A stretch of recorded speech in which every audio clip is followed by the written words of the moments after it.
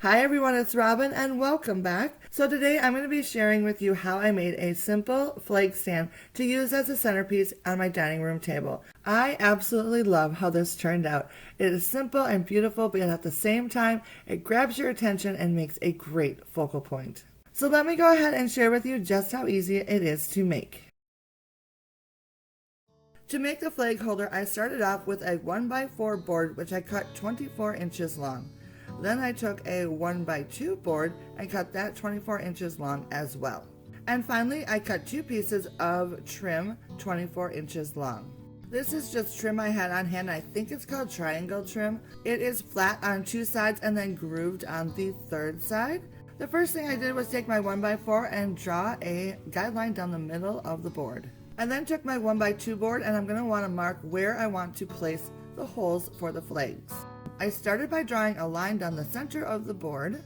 I then measured in 1 inch from the end of the board on one side and then repeated the process on the opposite side of the board.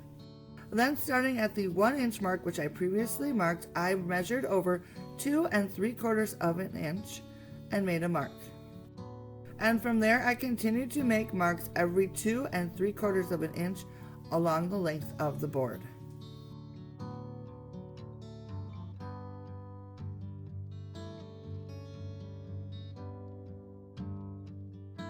With that done, I can easily drill holes at the intersections of the lines later on in the project for the flags. But first I want to attach the 1x4 and the 1x2. So I'm going to layer them on top of each other, trying to make sure that the 1x2 is in the center of my 1x4 board, and then carefully flip it upside down.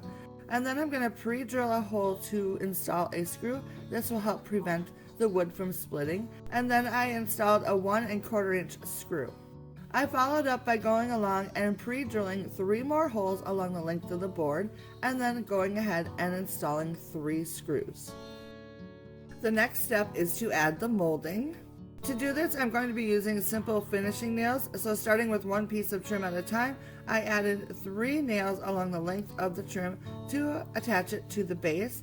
I then went ahead and repeated the process to install the remaining piece of trim. And finally, it was time to drill holes in which to insert the flags. So to help me make sure that I didn't drill the holes too deep, I added a piece of tape to my drill bit. The drill bit I'm using corresponds with the size of the flag that I want to use, so make sure you double check that before you drill your holes. I just went along the length of the board, drilling a hole at each of the intersections of the lines that I had drawn earlier in this project. Made it nice, quick, and easy. I think in total there's a spot for 8 flags if I remember correctly, and that is it for the building process. And then I can move on to painting to give it a uniformed look. I decided to give my flag stand a worn wood look using my scraping technique, which I have a full video on. If you are interested in that, I will link it below and up in the cards. The paint I'm starting out with is Apple Barrel's black paint. I'm giving the whole thing a base coat of this black color and then allowing it to dry, and then I'll top it off with some Folk Arts Wicker White acrylic paint.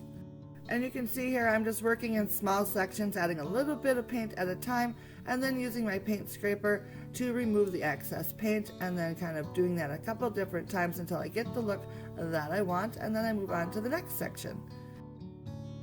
Once the paint has dried, I go back in with a little bit of sandpaper to any of the spots on the project that I want the base color to show through a little better. One final step was to add a top coat. I used DecoArt's Dura Clear Ultra Matte, which is my favorite top coat, and with that my project was complete.